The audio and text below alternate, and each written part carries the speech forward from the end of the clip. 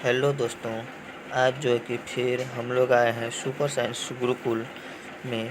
आज जो है कि हम लोग पढ़ने के लिए जाएंगे गोदली, मतलब 12th का गोदली, हिंदी जिसे कहते हैं, हिंदी का लेक्चर नंबर 1, मतलब कि बातचीत के संबंध में। बातचीत ये पहला चैप्टर है हम लोग का हिंदी का, और बातचीत के बारे में आज हम लोग जो है कि उसका ऑब्जेक्टिव देखेंगे। बालकृष्ण भट्ट इसका रचनाकार या कौन है? बालकृष्ण भट्ट जी हैं। बालकृष्ण भट्ट जी ने किस तरह से बातचीत कितने लोगों के बीच कैसे क्या किए, उसके जन्म कब हुए, कब इसका निधन होगा, उस इन सब के बारे में, और इनका जन्म कहाँ हुआ, इन सब के बारे में आज हम लोग जो है कि बहुत ही डिटेल से जानेंगे। तो चलते हैं हम लोग जो है कि बिना समय को व्यस्त किए हुए अपने वीडियो की ओर। तो बाल बालकृष्ण भट्ट किस युग के रचनाकार हैं? तो बालकृष्ण भट्ट जी ने भारतेंदु युग, प्रेमचंद्र युग, द्विवेदी युग, इनमें से कोई नहीं, मतलब किस युग के रचनाकार हैं? बालकृष्ण भट्ट जी ने भारतेंदु युग के रचनाकार हैं। किसका है? भारतेंदु युग के। तो दूसरा नंबर क्वेश्चन क्या कह रहा है, इसमें भी ये चीज़ देख लीजिए। ये क्वेश्चन जो है कि 2021 में पूछा गया है। 2021 में ये क्वेश्चन जो है कि पूछा गया है। फिर देखते हैं, मतलब प्रीवियस ईयर्स जितना भी क्वेश्चन इसमें पूछा गया है उन सब के बारे में भी जानेंगे, डिटेल्स में जानेंगे किस तरह से जो है कि बालकृष्ण भट्ट ने कैसे क्या किए, रचना कार्य कैसे किए, इन सब के बारे में भी आज हम लोग अच्छी तरह से जानेंगे। ठीक है, दूसरा नंबर क्वेश्चन क्या कह रहा है, बातचीत शीर्षक निबंध के निबंधकार के नाम बताइए। बातचीत शीर्षक के निबंध बातचीत क्या है? बातचीत एक निबंध है। इसके निबंध का मतलब इसके लेखक का नाम क्या है? इसका लेखक का नाम है बालकृष्ण भट्ट। बालकृष्ण भट्ट इसका लेखक का नाम हुआ। और यह क्वेश्चन जो है कि 2019 में पूछा गया है। 2019 में ये क्वेश्चन पूछा गया है। और तीसरा नंबर क्वेश्चन क्या कह रहा है, तीसरा नंबर क्वेश्चन, बालकृष्ण भट्ट का जन्म कब हुआ था? बालकृष्ण भट्ट का जन्म कब हुआ था? बालकृष्ण भट्ट का जन्म 23 जून 1844 ईस्वी को हुआ था। 23 जून 1844 ईस्वी को। बालकृष्ण भट्ट का निवास स्थान कहाँ है? बालकृष्ण भट्ट जी का निवास स्थान कहाँ है? समस्तीपुर बिहार, पटना बिहार, वाराणसी बिहार, ये उत्तर प्रदेश, इलाहाबाद उत्तर प्रदेश। अब यहाँ पे जो है कि जब तक हम लोग इसका थ्योरी अच्छी तरह से नहीं पढ़ लेंगे तो इसके बारे में हम लोग आगे जानेंगे भी नहीं। तो इसके बारे में जो है कि हम लोग अच्छी तरह से जानते हैं। तो इसका जो है कि अभी तो हम लोग जो कि ऑब्जेक्टिव को लेकर आए हैं, तो ऑब्जेक्टिव को ही देखेंगे। ऑब्जेक्टिव इसमें कहा गया है इसका जन्म कहाँ हुआ था? इलाहाबाद उत्तर प्रदेश में। कहाँ हुआ था? इलाहाबाद उत्तर प्रदेश है। बालकृष्ण भट्ट ने मोटा मोटा कुल कितने निबंध लिख चुके हैं? बालकृष्ण भट्ट क्या थे? यह एक निबंधकार थे, यह एक लेखक थे। बालकृष्ण भट्ट जो जी ने, यह निबंधकार मतलब यह लेखक थे। ठीक, बालकृष्ण भट्ट जी ने मोटे मोटे कुल कितने निबंध लिख चुके हैं? तो 1000। कितने लिख चुके हैं? 1000 लिख चुके हैं। बालकृष्ण भट्ट किस काल के रचनाकार हैं? यह क्वेश्चन जो कि फिर देख लीजिए 2018 में पूछा गया है।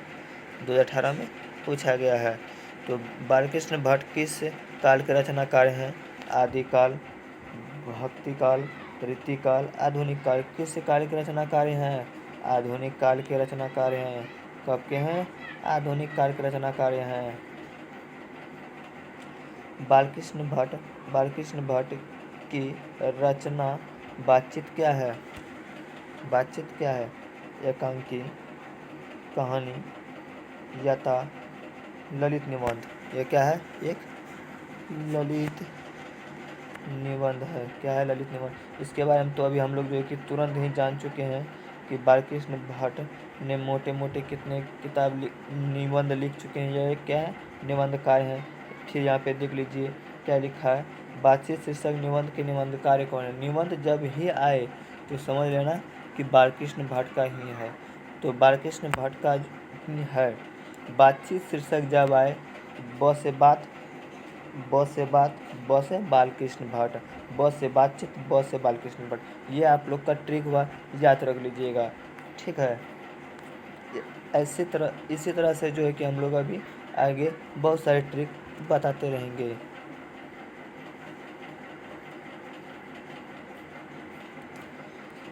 फिर देखते हैं हम लोग जो कि अगला क्वेश्चन, बालकृष्ण भट्ट ने प्रोत्साहन का नाम बताइए। बालकृष्ण भट्ट के प्रोत्साहन के नाम बताइए। जैसे काम वैसे परिणाम, जैसे काम वैसे परिणाम, नई रोशनी का विश्व, आचार विडम्बना, ये तीनों जो है कि बालकृष्ण भट्ट ने ही लिखा है। ये तीनों, इसका सही आंसर क्या हो जाएगा? सही आंसर होगा ये तीनों। ये तीनों बालकृष्ण भट्ट के प्रोत्साहन क्या बताए थे? जैसे काम वैसे परिणाम, नई रोशनी का विषय, आचार विडम्बना। बालकृष्ण भट्ट के पिता का क्या नाम थे? बालकृष्ण भट्ट के पिताजी के क्या नाम थे? द्विवेदी प्रसाद भट्ट, बेनी प्रसाद भट्ट, टेनी प्रसाद भट्ट, सेनी प्रसाद भट्ट। देखिए यहाँ पे भी एक नया ट्रिक फिर आ चुका है। ब से बालकृष्ण भट्ट, ब से बेनी प्रसाद, ब से बालकृष्ण भट्ट, ब से बेनी प्रसाद, इसका सही आंसर क्या हो जाएगा? बेनी प्रसाद भट्ट। चलिए हम लोग जो कि 10वां नंबर क्वेश्चन की ओर चल रहे हैं। 10वां नंबर क्वेश्चन क्या कर रहा है? बालकृष्ण भट्ट का निधन कब हुआ था? बालकृष्ण भट्ट का निधन कब हुआ था? तो बालकृष्ण भट्ट जी का निधन जो है कि 20 जुलाई 1917 ईस्वी में, यहाँ पे क्या होगा? 1917 होगा। ठीक है, मिस्टेक हो चुका है थोड़ा बहुत जो है कि मिस्टेक मिलेगा। इस तरह यदि आप लोग PDF लेना चाहते हैं तो मेरे टेलीग्राम पे जुड़ जाइए। टेलीग्राम का भी लिंक इस वीडियो में दे देंगे, व्हाट्सएप ग्रुप का भी लिंक इस वीडियो में दे देंगे। हम अपना जहाँ पे भी आपको कोई किसी तरह से का दिक्कत आए तो मेरा कॉन्टैक्ट नंबर ले लीजिएगा। कॉन्टैक्ट नंबर है मेरा, देख लीजिए यहाँ पे हम लिख देते हैं 7061172927। ये हुआ मेरा कॉन्टैक्ट नंबर। आप इस पे जो कॉन्टैक्ट करके जहाँ पे कोई भी दिक्कत हो तो आप हमसे बात कर सकते हैं। यदि आपको PDF चाहिए तो PDF जो कॉल कीजिए, व्हाट्सएप कीजिए, कॉल कीजिए और व्हाट्सएप पे हाई लिख के भेजिए तो हमको PDF चाहिए, आपको PDF मिल जाएगा।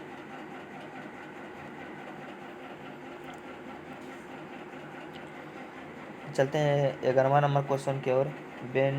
बेन जॉनसन ने क्या कहा था? बेन जॉनसन ने क्या कहा था? चलते हैं हम लोग फिर जो एक बार ऑप्शन को पढ़ लेते हैं, उसके बाद देखते हैं कि सही आंसर इसका क्या होगा। बोलने से ही मनुष्य के रूप में साक्षात्कार तो होता है। बोलने से ही मनुष्य के रूप में साक्षात्कार तो होता है। सुनने से ही मनुष्य को जाना जाता है। सुनने से ही मनुष्य को जाना जाता है। चिल्लाने से ही दंगों की आवाज़ की दबाया जा रहा है। विडम्बना की ही बात कही जाती है। इसका सही आंसर होगा, देख लीजिए, चिल्लाने से ही बोलने से ही मनुष्य के रूप में साक्षात्कार, आप किस तरह से बात कर रहे हैं, मीठी आवाज़ या सुरीली आवाज़, किस तरह से आप बात कर रहे हैं, उसी तरह से जो है कि आपको इसमें बताया जाएगा। देखिए, किसी भी व्यक्ति से आप बात कीजिए तो मीठी आवाज़ में और चिल्ला के नहीं, मीठी आवाज़ में बात कीजिए। और जहाँ पे दो आदमी बात कर रहे हैं वहाँ तीसरा आदमी को नहीं जाना चाहिए। इस तरह से आप जो है कि वहाँ पे बात कीजिए।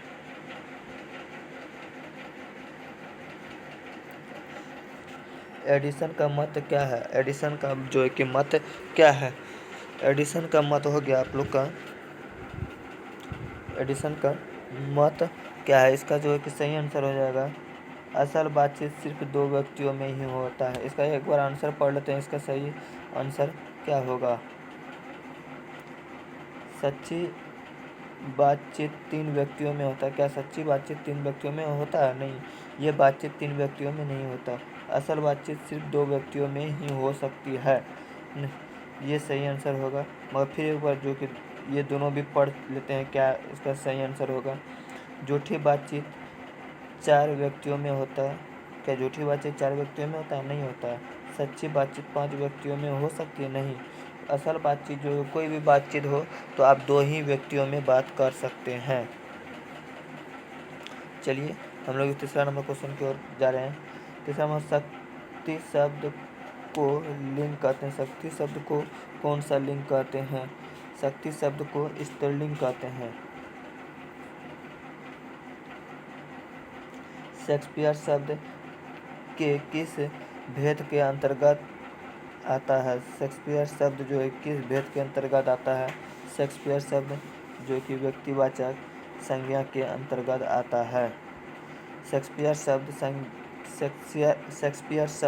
संज्ञा के किस भेद के अंतर्गत आता है? व्यक्तिवाचक संज्ञा के अंतर्गत आता है। यदि हमारे चैनल को सब्सक्राइब अभी तक नहीं किए तो चैनल को भैया सब्सक्राइब कर दीजिए और शेयर करके उसे कहिए कि लाइक कीजिए। और इसी तरह से जो है कि 12th का हुआ, 11th का हुआ, 9th का, 10th का, हर तरह का जो है कि आप लोग के पास इसी तरह से वीडियो आते रहेगा डेली शाम को 8 बजे। डेली शाम को 8 बजे। सुबह में भी कोशिश करेंगे कि 8 बजे हम लोग देने का, तो सुबह में भी दे सकते हैं। टाइम मिलेगा तो सुबह में भी देंगे, मगर इसी तरह से जो है कि शाम में 8 बजे वीडियो मिलती रहेगी। कौन सा उपन्यास बालकृष्ण भट्ट ने लिखा है? कौन सा उपन्यास जो है कि बालकृष्ण भट्ट ने लिखा है? रहस्य कथा, तरुण, नूतन ब्रह्मचारी, स्व आजात, एक सुजात, आजात, गुप्त रहस्य, यात्रा, उचित दक्षिण, हमारी घड़ी, संभव का अभाव। मतलब इसका सही आंसर क्या हो जाएगा? इसका सही आंसर होगा अजात शत्रु। अजात शत्रु इस तरह से होगा यहाँ पे। अजात शत्रु मतलब यहाँ पे लिखने में थोड़ा बहुत मिस्टेक हुआ है, अजात शत्रु होगा यहाँ पे। खाली जगह को भरे,